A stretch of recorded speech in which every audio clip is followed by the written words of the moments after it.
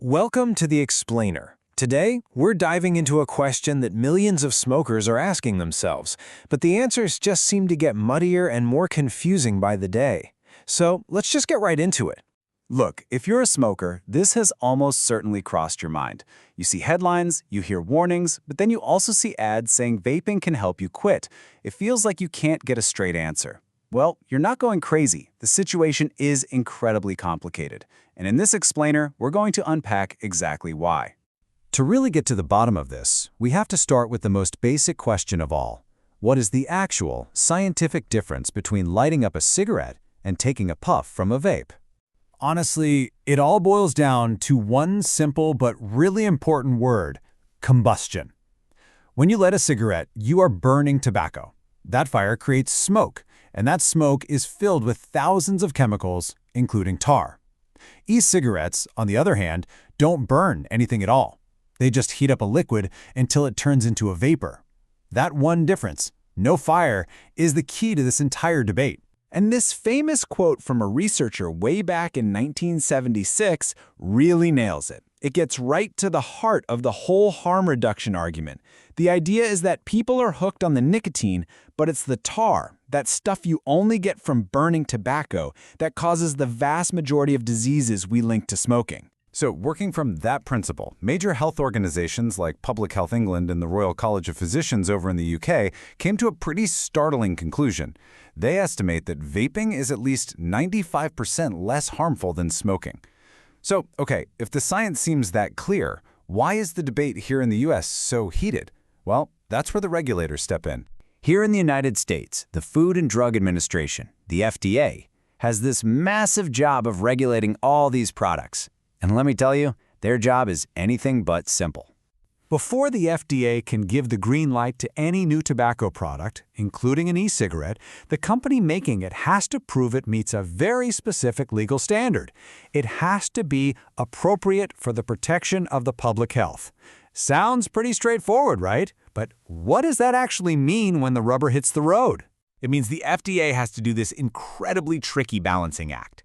A vape isn't just judged on whether it's safer for a current smoker. The FDA has to weigh that potential benefit against the potential risk that the product might attract people who don't smoke at all, especially kids. And it's not one or the other. Both sides of that scale have to balance out. But you know, this whole system didn't just pop up overnight. For more than a decade, e-cigarettes were sold in what was basically a regulatory gray zone, with very little federal oversight.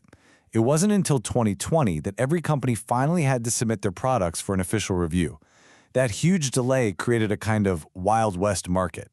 And this is where the picture gets really confusing for you, the person just trying to figure this out. There's this massive, massive gap between what the FDA has officially said is okay and what's actually being sold and used in the real world. Get this. Companies submitted applications for over 26 million different e-cigarette products to the FDA. Out of all of those, as of March 2023, the agency had authorized just 23. And almost all of them are tobacco-flavored products from just a couple of big brands. So, you'd probably think that most people who vape are using one of those 23 legal products, right? Well, a 2023 study found the complete opposite. Among adults who vape frequently, a jaw-dropping 98.7% were using products that were not authorized by the FDA. Just a tiny sliver were using the officially sanctioned ones. So while the FDA was buried under this mountain of paperwork, the unauthorized market didn't just sit still. It went supernova. The number of unique products out there, a lot of them flavored disposables, quadrupled in just 1 year. It created this bizarre situation where the official government process had almost nothing to do with what was actually happening in stores. So, why? How on earth did a process that was supposed to authorize safer options for smokers end up creating a market completely dominated by unauthorized ones? To figure that out, we have to pull back the curtain and look at the powerful forces working behind the scenes. Some of the source material we looked at suggests the answer might be found in a concept called regulatory capture. This is basically when a government agency, like the FDA, starts making decisions that seem to be influenced more by an outside group's agenda than by its own public mission. In this particular story, the sources point to a coalition of very powerful tobacco control advocacy groups. I mean, these are well-known organizations that have done amazing work fighting smoking over the years. But reports allege that after getting a lot of funding from groups like Bloomberg Philanthropies, their focus took a sharp turn, becoming very hardline against vaping. This quote from the Food and Drug Law Journal makes the accusation pretty directly.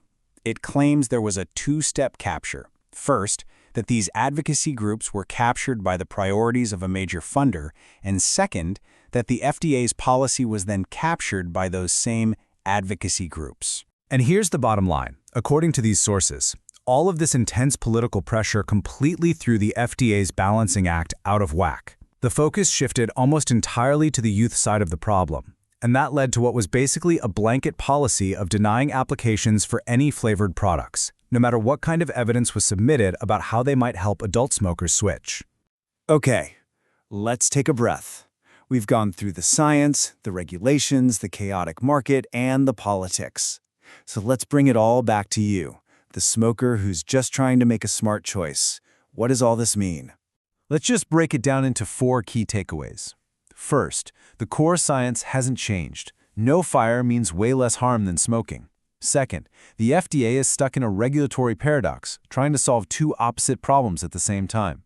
Third, that conflict created this bizarre reality where the legal market is tiny and the illegal one is huge. And fourth, you should know this is a uniquely American mess. Other places, like the UK, are actually encouraging smokers to swap to stop. So, when you as a smoker feel confused, this is why. You're not just weighing the pros and cons of your health. You're trying to make a personal choice inside a marketplace that has been totally warped by years of regulatory delays, political fights, and a whole bunch of unintended consequences. Just understanding that context is probably your most powerful tool. And all of this leaves us with one final central question. In the search for a perfect solution, one that has absolutely zero risk for young people, have we accidentally made it much harder for millions of adult smokers to access a solution that's simply good? That's really the question at the very heart of this entire debate.